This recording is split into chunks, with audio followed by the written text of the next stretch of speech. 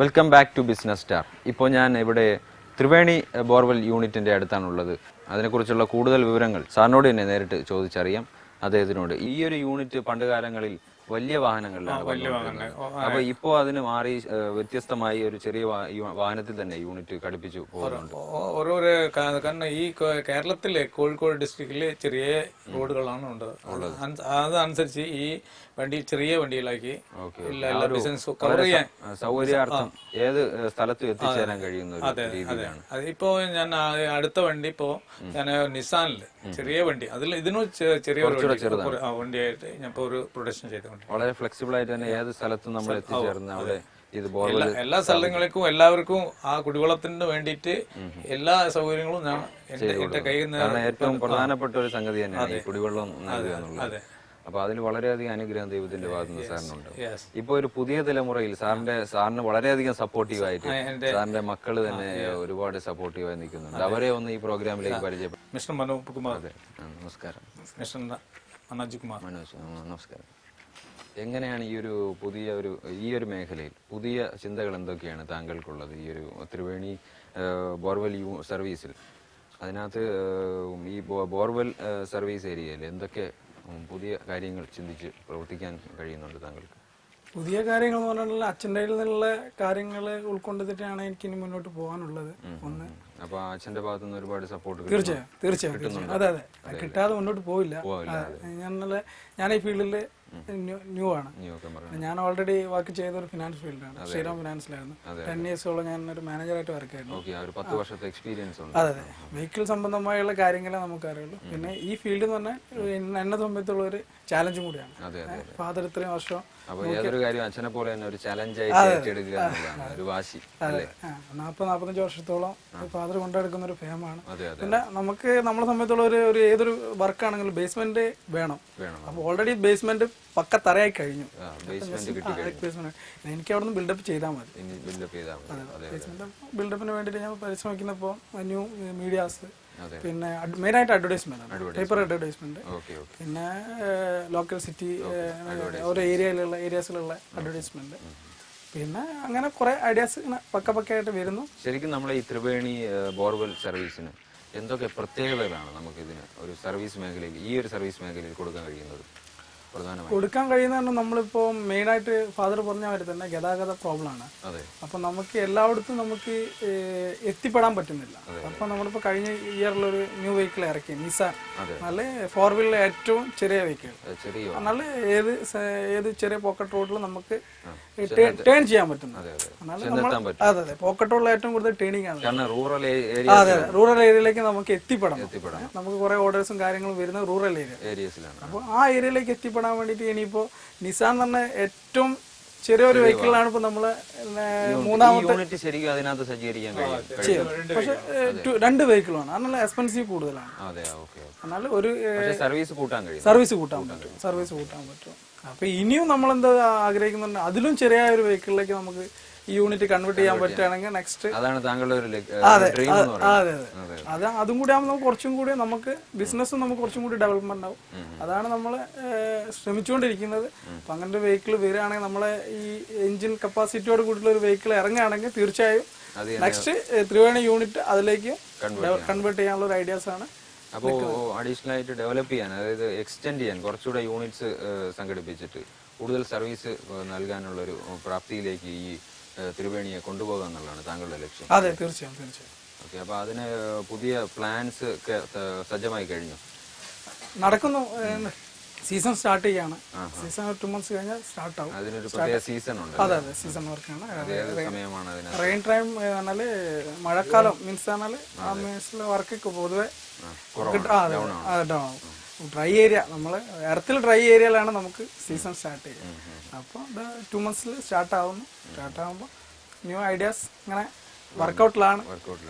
എല്ലാം ക്ലിയർ ആവും.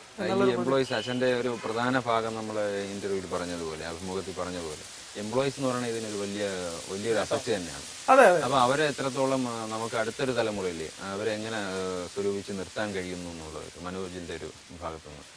എന്നെ സംബന്ധിച്ചോളം അവരാണ് അവരെ കെയർ ചെയ്ത് കൊണ്ടുപോകുന്നു.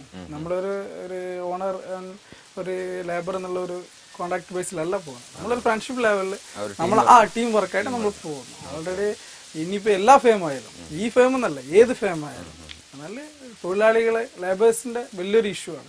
അപ്പം നമ്മൾ ആ പഴയ ഒരു സിസ്റ്റത്തിലേക്ക് ഒരു 50 വർഷം 40 വർഷം ബാക്കിൽ ലെവലിൽ ഒരു ഓണർ ലേബർ എന്നുള്ള ഒരു കോൺട്രാക്ടറിൽ നിൽക്കുകയാണെങ്കിൽ ഒരു ബിസിനസ് ഡെവലപ്മെന്റ് ആയിട്ട് മുന്നോട്ട് പോകില്ല. നമ്മളൊരു ടീം ഒരു ഫുൾ യൂണിറ്റ് ആയിട്ട് നിന്നാൽ മാത്രമേ നമുക്കൊരു ബിസിനസ് ഡെവലപ്മെന്റ് ചെയ്ത് നമുക്കത് ചെയ്യാൻ പറ്റുള്ള ഒരു അങ്ങനെ ഒരു ഐഡിയയിലാണ് നിൽക്കുന്നത്. അപ്പോൾ പ്രോബ്ലംസ് ഒന്നുമില്ല, അങ്ങനെ പോകും.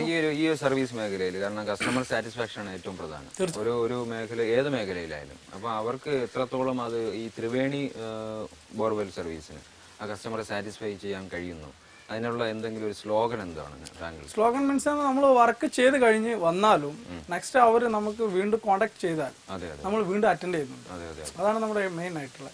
അതെ, അതിൽ എന്തെങ്കിലും ഒരു ഇഷ്യൂസ് ഏത് വർക്കിലും നെഗറ്റീവും പോസിറ്റീവും ഉണ്ടാവും. എല്ലാ വർക്കും സക്സസ് ആയിക്കൊള്ളുന്നില്ല. അപ്പൊ നെഗറ്റീവ് പോയിന്റിന് വീണ്ടും നമ്മൾ ഫോളോ അപ്പ് ചെയ്യാറുണ്ട്. എന്തെങ്കിലും ഇഷ്യൂസ് ഉണ്ടോ എന്നുണ്ടെങ്കിൽ പോയി നമ്മൾ വീണ്ടും അറ്റൻഡ് ചെയ്യും. അതെ, നമ്മളെ കൊണ്ട് ചെയ്യാൻ പറ്റുന്നത് നമ്മൾ അതെ നമ്മൾ വീണ്ടും അവരെ കോണ്ടാക്ട് ചെയ്യുന്നുണ്ട്. അപ്പൊ അത് നമ്മൾ ഒരു സർവീസിൽ ഒരു പോസിറ്റീവ് ആയിട്ടാണ് ഞാൻ കാണുന്നത്. അപ്പൊ ഇതൊരു ഒത്തൊരുമയാണ്, കാരണം കൂട്ടായ്മ, ഒരു കുടുംബത്തിന്റെ കൂട്ടായ്മ. അപ്പൊ ബ്രദർ ആയാലും താങ്കളുടെ അനുജനല്ലേ മനോജ്, അദ്ദേഹത്തിന്റെ ഒരു സപ്പോർട്ട് ഇതിനകത്ത് തീർച്ചയായും അദ്ദേഹത്തിന്റെ ഒരു കാഴ്ചപ്പാട് എങ്ങനെയാണ് നമുക്കറിഞ്ഞാൽ ഫാദറാണ് ഈ തൊഴിലിനെ കൊണ്ടുപോയത്. അതെ അതെ ആ ഫാദർ സപ്പോർട്ടിൽ ഞാൻ ചെയ്തിട്ടുണ്ട്. അതെ അതെ. അപ്പോൾ ഈ ഒരു കൂട്ടായ്മ വളരെ വലുതാണ്. അപ്പോൾ ഈ ഒരു ഇളയൊരു മൂന്ന് പേരാണ്. ഒരാളും കൂടി മഹേഷ് അന്നൊരു ജില്ലാ ടീമിലൊരു കളിയുള്ളതുകൊണ്ട് അങ്ങനെ അല്ല, അവൻ മറൈൻ എഞ്ചിനീയറിംഗ് കഴിഞ്ഞ് നിൽക്കുകയാണ്. അപ്പൊ ഇന്നിപ്പോ നാട്ടിൽ വന്നതിന് ശേഷം ഇവിടെ കുറച്ച് ക്ലബ്സ് ആയിട്ട് ടൈപ്പ് ഉണ്ട്. എന്തോ ഒരു ജില്ലാന്റെ. എന്തായാലും വളരെയധികം സന്തോഷം, കാരണം ഇത്രയും സമയം നമ്മളുമായിട്ട് ചിലവഴിച്ചതിൽ ഒരുപാട് കാര്യങ്ങൾ, ഒരുപാട് അറിവുകൾ ഇതിനെക്കുറിച്ച് ഡീറ്റെയിൽഡായി പറഞ്ഞതിൽ വളരെയധികം സന്തോഷം ശ്രീ മനോജ്. ഓക്കെ.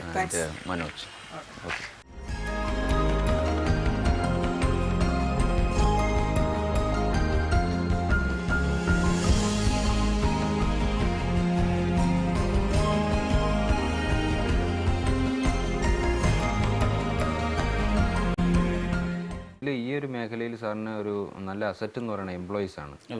എംപ്ലോയീസ് എന്ന് പറയുന്നത് ഏതൊരു സ്ഥാപനത്തിന്റെയും വളരെ പ്രധാനപ്പെട്ട ഒരു ഘടകം തന്നെ, മേൽക്കൂരയാണ്. കാരണം എംപ്ലോയീസ് എന്ന് പറയുന്നത് നമുക്ക് അവരെ വെച്ചിട്ടാണ് നമ്മൾ നമുക്ക് നഷ്ടപ്പെടുത്തുന്നതും ഉണ്ടാക്കുന്നതും എല്ലാം അവർ തന്നെ. അപ്പോൾ അവരുടെ ഒരു സപ്പോർട്ട് എത്രത്തോളമാണ്? അവർ അങ്ങേറ്റം സപ്പോർട്ട് ചെറുപ്പത്തിൽ കഷ്ടപ്പെട്ട രൂപത്തിൽ അവർക്ക് ഒരു കഷ്ടം കൊടുക്കാത്ത രൂപത്തിൽ അവർക്ക് വേണ്ട ശമ്പളം, അവർക്ക് വേണ്ട എല്ലാ സൗകര്യങ്ങളും സാർ ചെയ്തു കൊടുക്കും. കാരണം എന്ന് പറഞ്ഞാൽ സാറ് ഒരു ജീവിതം തുടങ്ങുന്നത് തന്നെ ഒരു എംപ്ലോയി ആയിട്ടാണ്, ഹെൽപ്പിംഗ് ജോലി ആയിട്ടാണ് തുടങ്ങുന്നത്. അപ്പോൾ ആ ഒരു എല്ലാ വേദനയും, ഒരു എംപ്ലോയിയുടെ വേദനകളെല്ലാം മനസ്സിലാക്കാൻ, പ്രയാസങ്ങളെല്ലാം മനസ്സിലാക്കാൻ ശേഷിയുള്ള ഒരാളാണ്. അപ്പൊ അതെല്ലാം മനസ്സിലാക്കി തന്നെ അവരെ കൂടെ നിർത്തുന്നുള്ളതാണ്. അതെ, ഞാൻ എംപ്ലോയി രൂപത്തിൽ ഞാൻ നിർത്തുന്നില്ല, ഒരു ടീമാണ്, ഒരു യൂണിറ്റ് നല്ല ഒരു നമ്മളെ സഹായിക്കുന്ന ഒരു ടീം എന്നുള്ള അടിസ്ഥാനത്തിലാണ് അവരെ ഞാൻ വെച്ചിരിക്കുന്നത്. കാരണം ഈ ബോർവെൽ സർവീസ് രംഗത്ത് ഒരു വളരെയധികം നല്ലൊരു സർവീസ് തന്നെ കൊടുക്കാൻ കഴിഞ്ഞിട്ടുണ്ട് സാറിന് എന്നാണ് വിശ്വാസം.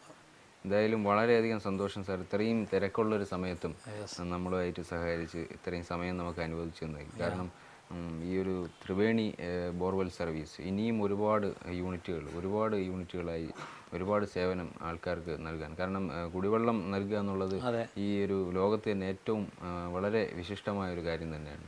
അപ്പോൾ അത് ഇനിയും ആ ഒരു സർവീസ് രംഗത്ത് ഒരുപാട് വളർച്ച കൈവരിക്കട്ടെ എന്ന് ആശംസിക്കുന്നു. അതിന് സർവേശ്വരൻ്റെ അനുഗ്രഹം സാറിന് ഉണ്ടാവട്ടെ എന്ന് പ്രതീക്ഷിക്കുന്നു. വളരെയധികം നന്ദി സാർ. Thank you.